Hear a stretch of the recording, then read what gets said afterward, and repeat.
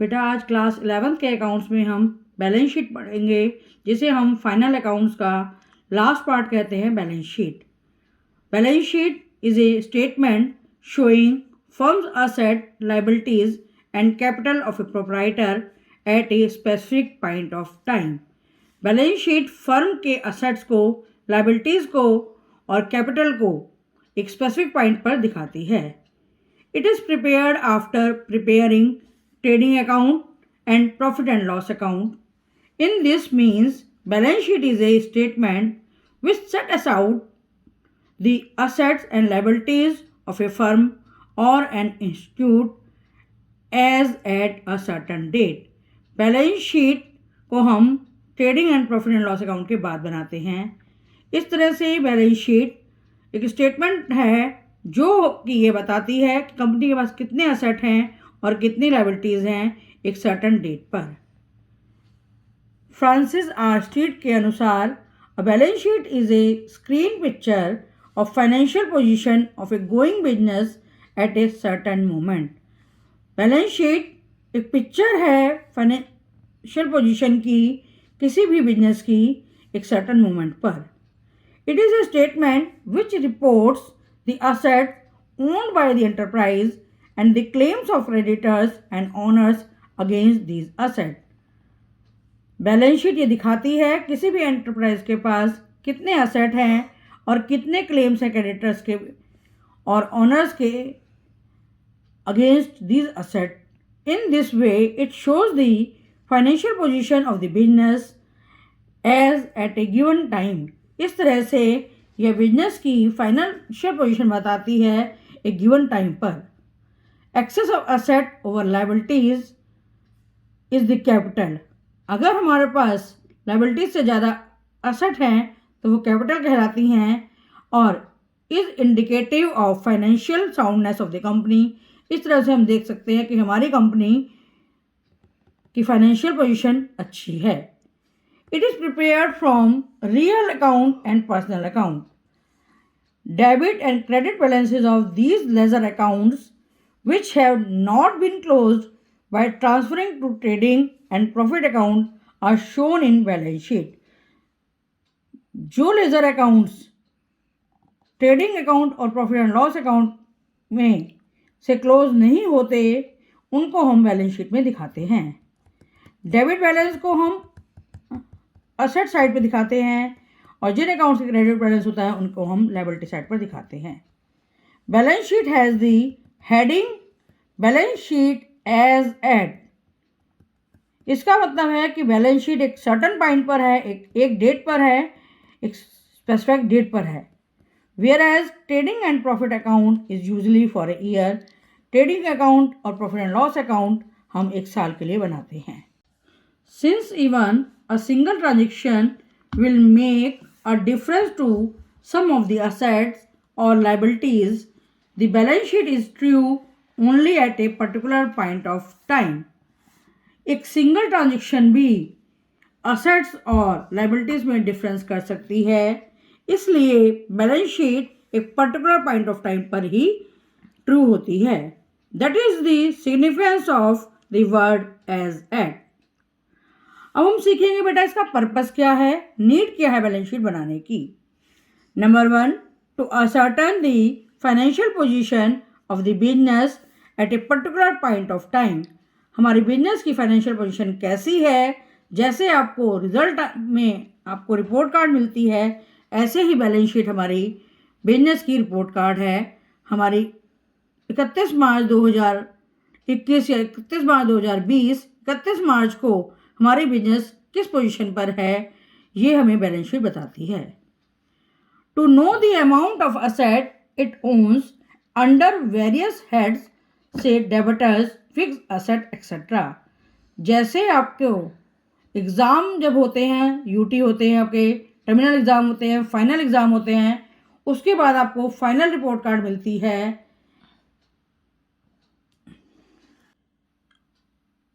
उसी तरह से आपकी कंपनी के पास 31 मार्च को कितने असेट्स हैं, कितनी लायबिलिटीज़ हैं, आउटसाइड लायबिलिटीज़ कितनी है, प्रोप्राइटर की तरफ लायबिलिटीज़ कितनी है, ये सब हमें बैलेंस शीट बताती है। It is a base for the opening entry for the next accounting year. ये जो है बेस है ओपनिंग एंट्री का नेक्स्ट अकाउंटिंग ईयर के लिए। It shows the opening capital of the proprietor, drawings made by him during the year and the fresh capital introduced by him during the year. Balance sheet में हम proprietor की opening entry कितनी थी, उसने कितनी drawings करी इस पूरे साल में, पर्सनल यूज़ के लिए उसने कितना पैसा निकाला और कितनी नई कैपिटल इंट्रोड्यूस की, ये सब ये बैलेंस शीट बताती है। It helps in determining whether the firm is solvent और नो। इस तरह से ये बताती है कि फर्म हमारी सॉल्वेंट है या नहीं है, मतलब वो क्रेडिटर्स को अपना उनका देनदारी दे पाएगी या नहीं दे पाएगी। इस तरह से बैलेंस शीट हमें पूरी फाइनेंशियल पोजीशन बताती है बिजनेस की, कि बिजनेस कैसी है और कैसी चल रही है। अब हम टॉपिक करेंगे बेटा preparation of balance sheet. Balance sheet कैसे बनाई जाती है। Debit and credit balances of asset and liability accounts and capital accounts are shown in balance sheet. जितने भी असेट अकाउंट्स हैं, लायबिलिटी अकाउंट्स हैं या कैपिटल अकाउंट्स हैं, उनके डेबिट और क्रेडिट बैलेंसेस को हम बैलेंस शीट में लिखते हैं।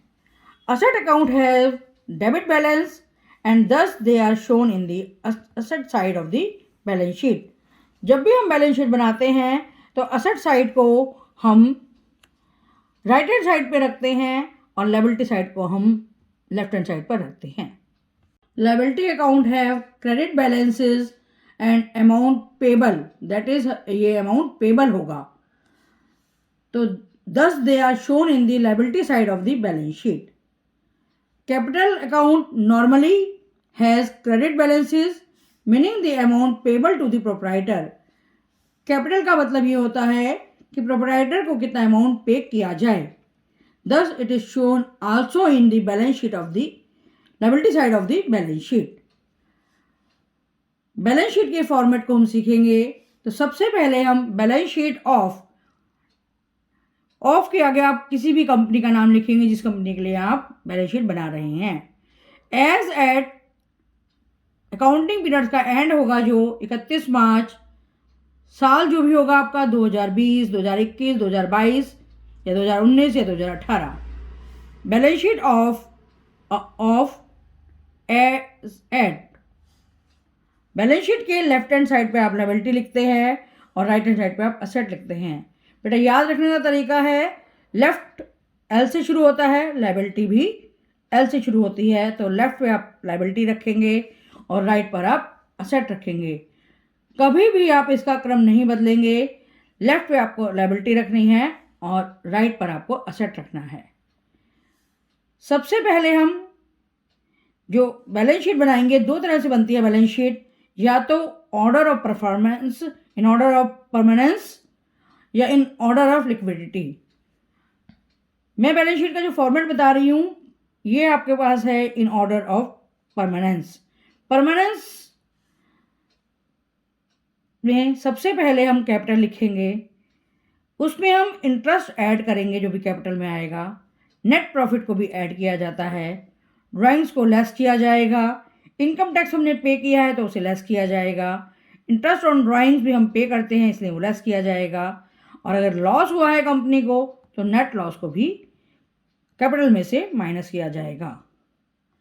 रिजर्व और रिजर्व्स फंड भी आपके लायबिलिटी साइड में आते हैं।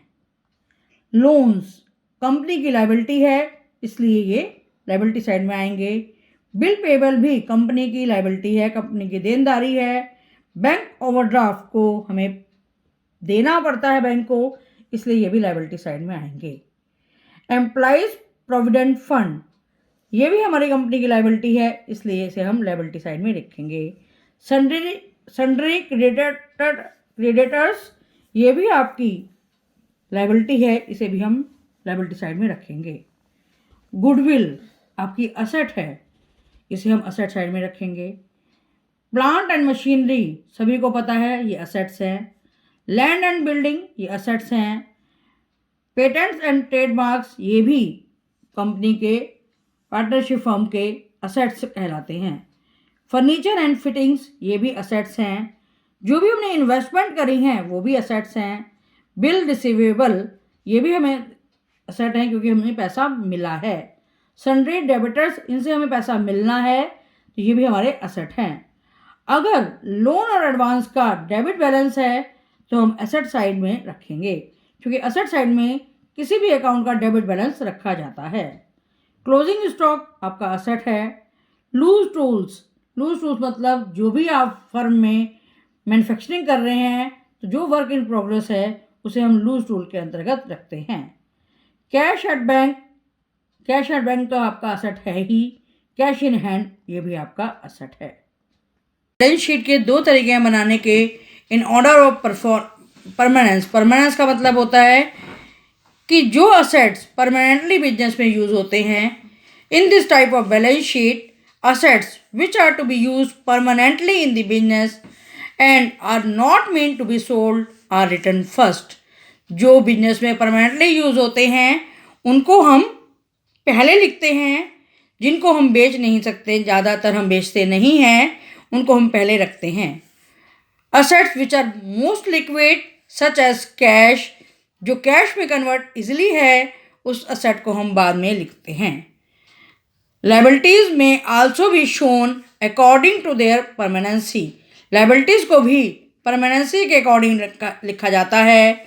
इन this method capital is shown first, क्योंकि जब भी हम कंपनी को क्लोज करते हैं तो जो कैपिटल अमाउंट है उसे हम सबसे बाद में देते हैं। उसकी देनदारी सबसे बाद में है इसलिए उसे हम सबसे पहले रखते हैं। देन लॉन्ग टर्म लाइबिलिटीज़ मतलब जिन लाइबिलिटीज़ को हम उसी साल में पूरा नहीं करते उन लाइबिलिटीज़ को हम लॉन्ग टर्म लाइबिलिटीज़ कहते हैं, उसको हम कैपिटल के बाद रखते हैं। शॉर्ट टर्म लाइबिलिटीज़ मतलब हम जिन लाइबिलिटीज़ को उसी अकाउंटिंग पीरियड में पूरा कर लेते हैं उन्हें हम बाद में रखते हैं। Like amount due to suppliers of goods और bill payable in the last, इन सबको हम लास्ट में रखते हैं। इन ऑर्डर ऑफ लिक्विडिटी, इस तरह की बैलेंस शीट में लिक्विडिटी मीन्स क्या है? Liquidity means the facilities with which the asset may be converted into cash, एक ऐसी फैसिलिटीज जिससे असेट को कैश में कन्वर्ट किया जाता है। Those asset which take more time to convert into cash are written last, जिनको कन्वर्ट करने में हमें टाइम लगता है, कैश में कन्वर्ट करने में उसे हम लास्ट में रखते हैं। Liabilities are to be shown first as short term liabilities जो शॉर्ट टर्म लाइबिलिटीज़ हैं उन्हें हम पहले रखते हैं और लॉन्ग टर्म लाइबिलिटीज़ को हम बाद में रखते हैं और सबसे लास्ट में हम कैपिटल को रखते हैं। इस तरह की बैलेंस शीट को बनाते हैं जब हम, तो इसका फॉर्मेट है बेटा, लाइबिलिटीज साइड में रखेंगे सबसे पहले बिल पेबल, फिर सन्ड्री क्रेडिटर्स, फिर बैंक ओवरड्राफ्ट, फिर लोन्स, फिर कैपिटल, फिर ओपनिंग बैलेंसेस। कैपिटल में आप ओपनिंग बैलेंसेस लिखेंगे, ऐड करेंगे नेट प्रॉफिट, लेस करेंगे ड्राइंग्स। और असेट साइड में आप करेंगे कैश इन हैंड, सबसे पहले रखा जाएगा कैश एट बैंक, उसके बाद बिल रिसीवेबल, उसके बाद डेबिटर्स, नेक्स्ट डेबिटर्स रखेंगे, क्लोजिंग स्टॉक उसके बाद, इन्वेस्टमेंट उसके बाद, furniture, plant and machinery, land and building और सबसे बाद में गुडविल। ये आपकी बैलेंस शीट का फॉर्मेट है। अब इस फॉर्मेट पर बेस्ड क्वेश्चन हम कल की वीडियो में करेंगे।